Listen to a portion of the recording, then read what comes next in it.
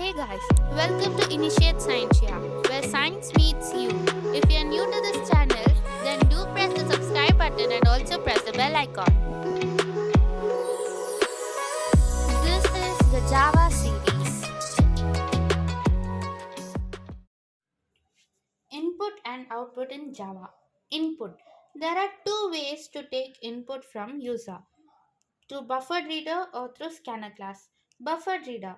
It is a class used to read a sequence of characters.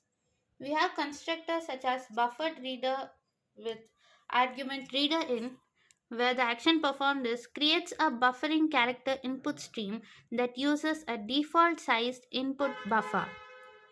Buffered reader in with int size creates a buffered character input stream that uses an input buffer of specified size.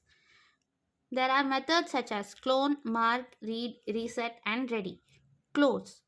Closes stream and release any system resources associated with it. Mark. Marks present position in the stream. Read. Reads a single character. Reset. Resets the stream to most recent mark. Ready. Tells whether the stream is ready to be read. Scanner class. Scanner class is a class used for obtaining input of primitive types. Next boolean is used for reading boolean value. Next byte is used for reading byte value. Next double is used for reading double value. Next float is used for reading float value. Next int is used for reading int value. Next line is used for reading line value. Next long is used for reading long value. Next short is used for reading short value. Output. We can use system.out.print or system.out.println for printing values.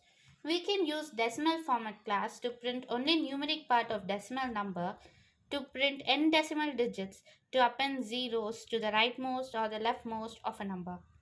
Formatting dates and passing using simple date format class can be done.